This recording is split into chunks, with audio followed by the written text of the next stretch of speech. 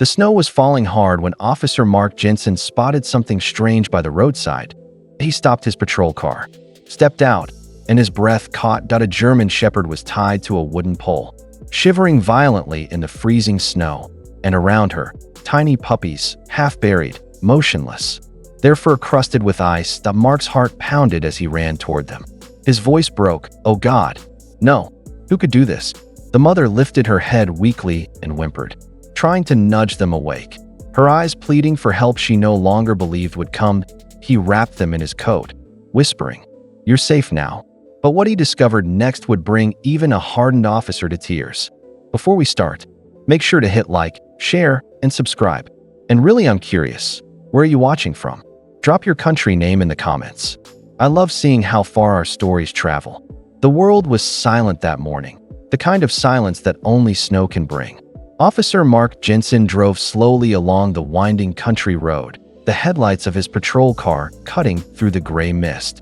The radio crackled softly, but his mind was elsewhere, lost in the rhythm of another lonely winter patrol. Then he saw it, something dark against the endless white. At first, he thought it was debris, maybe a broken tire or trash blown from the highway. But as he drew closer, his heart began to race. It was moving. Mark stopped the car, stepped out into the biting cold, and trudged forward through the snow.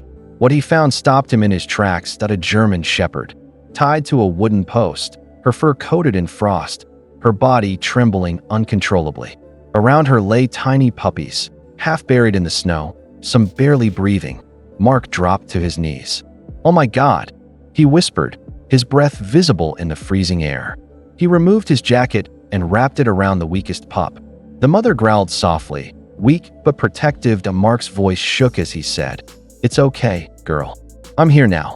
The cold bit his skin, but something far deeper froze his heart. That Mark's hands trembled as he grabbed his radio. "Dispatch, I need animal rescue on County Road 12, immediately. I've got a mother dog and multiple pups, severe hypothermia." The wind howled, drowning his words. He turned back to the German shepherd, her breathing shallow, eyes glazed with exhaustion. The puppies were barely moving. Time was slipping away. That he scooped up the smallest pup, cradling it against his chest for warmth. "Come on, little one. Stay with me," he whispered. The mother dog whimpered, tugging weakly at the rope that had nearly frozen into her fur. She wasn't trying to run. She was begging him to save her babies first. Mark's throat tightened. "I promise. I'll get all of you out of here." He tore off his gloves, freeing her from the rope, wincing as it cut his hands. Then he wrapped the puppies in his jacket and hurried them to the patrol car, blasting the heater to full power. When he turned to call the mother dog, she refused to move. Her body pressed protectively over one motionless puppy. Mark's eyes burned with tears. He ran back, lifting her gently into his arms. "You're safe now, girl," he murmured, voice breaking. Snow kept falling, but this time, it fell on a promise. The animal clinic doors burst open as Officer Mark Jensen rushed inside. His uniform soaked, his arms full of shivering life. "I need help now," he shouted. A team of vets hurried forward, gently taking the puppies from his arms. "Severe hypothermia," one of them said. "We need heat pads, IVs, and blankets." Mark stood frozen, his heart pounding as they worked. The mother dog, weak, bleeding, exhausted, was laid on a table nearby. Her eyes followed every move, never leaving her pups. One of the vets spoke softly. "She hasn't eaten in days. If we can stabilize her, she might start producing warmth again." Mark stepped closer, touching her head. "You've done your part, girl. Let us help now." Hours passed. Machines beeped, fluids dripped, and silence hung between each desperate breath. Then, the vet sighed heavily. "We lost two," she whispered, lowering her eyes. Mark turned away, clenching his fists, his throat tight with grief. The mother dog let out a soft cry, low, mournful, but then a faint sound broke the stillness. A tiny whimper, the smallest puppy, the one Mark had carried against his chest, moved. Weakly, but alive, the vet gasped. "He's breathing." Mark rushed over, eyes wide, tears streaming freely now. "That's it, little one. Keep fighting." Hope, fragile but real, flickered to life in the room. The next morning, the storm had quieted, but the memory of what he'd seen still haunted Mark. The image of the mother dog tied to that pole played over and over in his mind. He couldn't let it go. Someone had done this on purpose. That he drove back to the scene. The snow was thicker now, but faint tracks still marked the ground. Large boot prints, leading from a dirt road to the post. Nearby, he noticed a torn piece of a blanket half buried in the snow. And something else, a splintered wooden crate with claw marks on it. Mark crouched down, brushing snow away, piecing it together. They were dumped here, he muttered under his breath. Left to die. He followed the tracks until they faded near the roadside. That's when he saw it, the faint outline of tire marks. Back at the station, Mark reviewed nearby traffic footage. His pulse quickened as the screen froze on a white van pulling over at dawn. A man stepped out, dragging something large toward the snowbank. Mark's jaw tightened. "Got you." He whispered that he ran the license plate. The name that appeared sent a chill down his spine.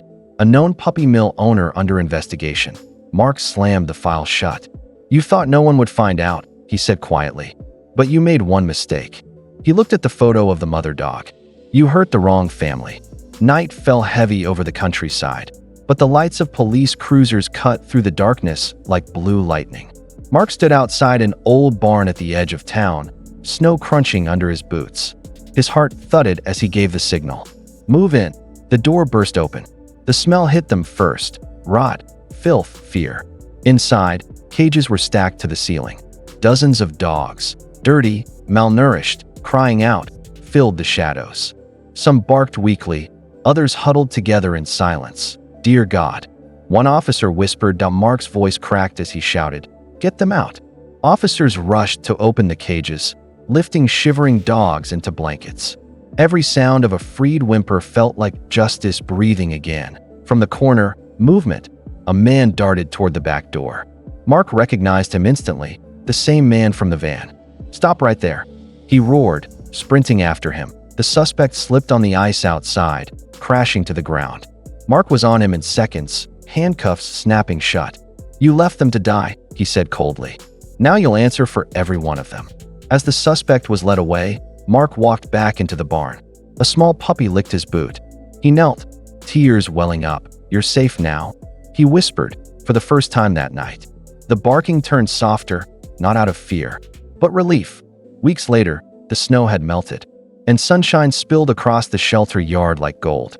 Birds chirped softly, and for the first time in months, Officer Mark Jensen felt peace. The German shepherd, now named Hope, lay under a tree, her once wounded body healed, her fur shining in the light. Around her, her surviving puppies tumbled and played, tiny tails wagging in joy. The air was filled with laughter, the sound of life restored.